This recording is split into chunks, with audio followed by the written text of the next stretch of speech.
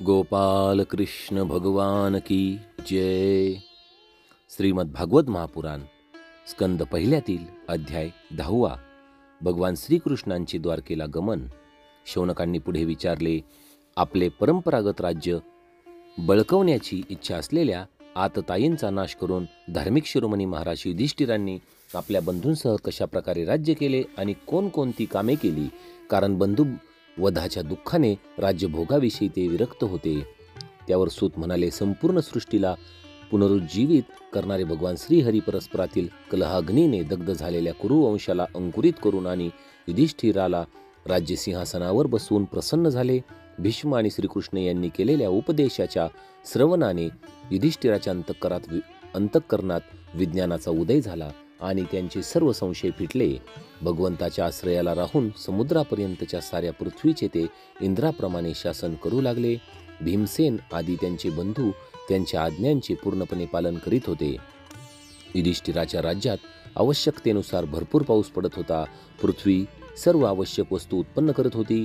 दुधाने पुष्ट झालेल्या सडांच्या गायी प्रसन्नतेने गोशालांना दुधाने भिजवत होत्या. नद्या, समुद्र, पर्वत, वनस्पती, वेली आणि औषधी प्रत्येक ऋतूत आपापल्या वस्तू भरपूर प्रमाणात राजाला देत होत्या. अजातशत्रू महाराज युधिष्ठिराच्या राज्यात कोणत्याही प्राण्याला कधीच आधी व्याधी तसेच दैविक, भौतिक आणि आत्मिक क्लेश होत नसत. आपल्या बंधूंचा शोक नाहीसा करण्यासाठी आणि बहीण सुभद्रेच्या प्रसन्नतेसाठी श्रीकृष्ण काही महिन्यांपर्यंत हस्तिनापुरात राहिले. जेव्हा त्यांनी युधिष्ठिराकडे द्वारकेला जाण्याची परवानगी मागितली तेव्हा राजाने त्यांना आलिंगन देऊन संमती दिली. त्यांना प्रणाम करून भगवंत रथावर बसले. काही समवयस्क लोकांनी त्यांना आलिंगन दिले तर कनिष्ठांनी नमस्कार केला. त्यावेळी सुभद्रा, द्रौपदी, कुंती, उत्तरा, गांधारी, धृतराष्ट्र, युयुत्सु, कृपाचार्य, नकुल, सहदेव, भीम, धौम्य, सत्यवती आदी स्त्रिया हे सर्व श्रीकृष्णांवरील अतिप्रेमामुळे त्यांचा विरह सहन करू शकले नाहीत. भगवत भक्त सत्पुरुषांच्या संगतीने ज्यांचा दुस्संग सुटला ते विवेकी पुरुष भगवंताचे मधुर मनोहर यश केवळ एक वेळा ऐकल्यावरही त्यांना सोडू शकत नाहीत. तर मग त्याच भगवंताचे दर्शन, स्पर्श, त्यांच्याशी संवाद करणे तसेच त्यांच्याबरोबर निद्रा घेणे, उठणे, बसणे आणि भोजन करण्याने ज्यांचे हृदय भगवंतांना संपूर्ण समर्पण झाले होते असे पांडव त्यांचा विरह कसा सहन करू शकतील. अंतःकरण द्रवलेले ते पापण्या न मिटणाऱ्या नेत्रांनी भगवंताकडे पाहत स्नेहबंधनाने विव्हळ होऊन ते तिकडे जात होते. श्रीकृष्ण घरून निघतेवेळी त्यांच्या बंधू पत्न्यांचे नेत्र दुःखित अंतःकरणामुळे अश्रूंनी भरून आले होते. परंतु प्रवासात त्यांना अपशकुन होईल या भीतीने मोठ्या प्रयत्नांनी त्यांनी आपले अश्रू आवरून घेतले.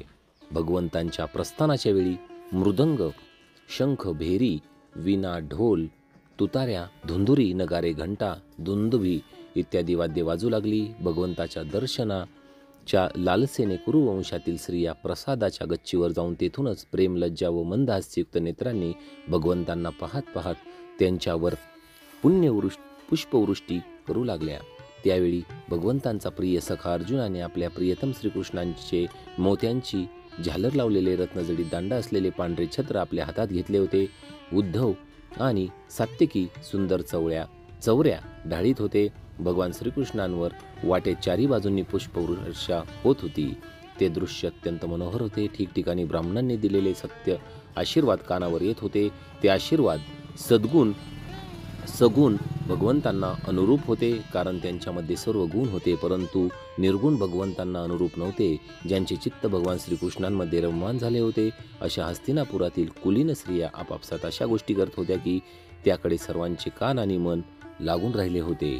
त्या आपसात म्हणत होत्या, ज्यावेळी सत्व, रज, तम हे सृष्टीचे मूळ 3 गुण सुद्धा राहत नाहीत, जीव आणि जगदात्मा ईश्वरात लीन होऊन जातात आणि महत्त्व आदी समस्त शक्ती आपले मूळ कारण जे अव्यक्त त्यात निद्रा घेतात.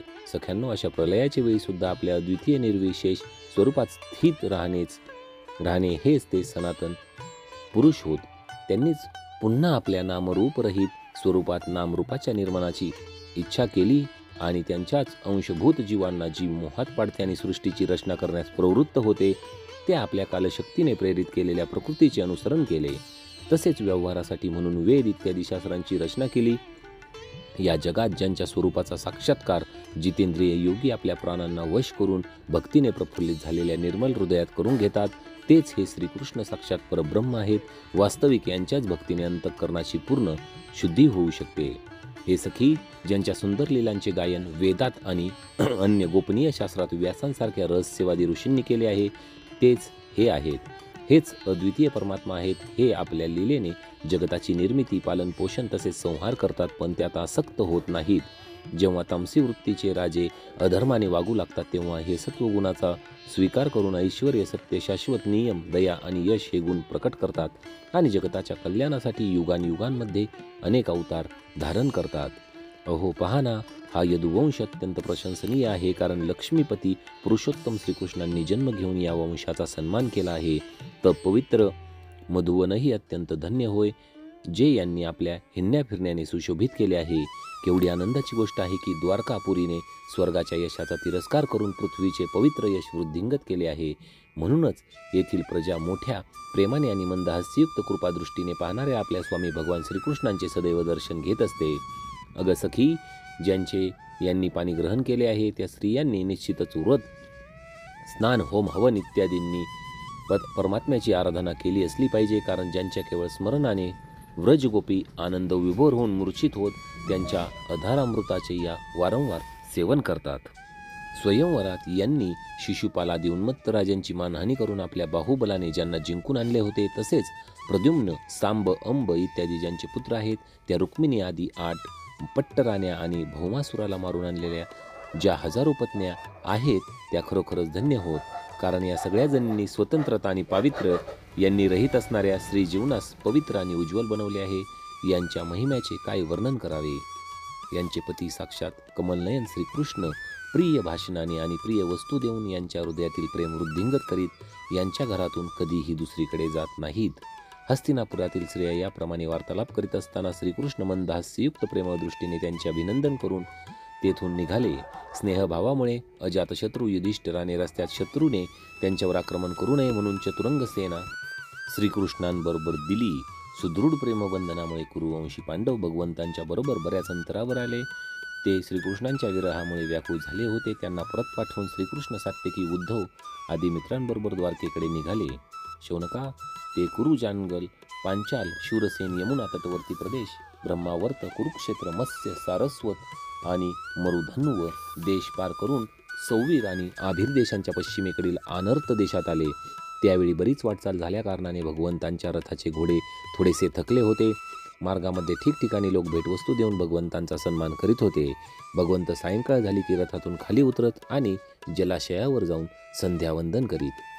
अशा प्रकारे श्रोते हो, श्रीमद भागवत महापुराणचा अध्याय 10 इथे समाप्त झाला आहे. श्रोते, आपण पाहत आहोत श्रीकृष्णांचा द्वारकेला कशी गमन झालेले आहे. या अध्यायात आपण तेच ऐकले आहे. पुढील अध्यायात आपण पाहणार आहोत श्रीकृष्णांचे द्वारकेमध्ये राजोचित स्वागत कसे करण्यात आले आहे. याविषयीचा संपूर्ण अध्याय पुढचा असणार आहे.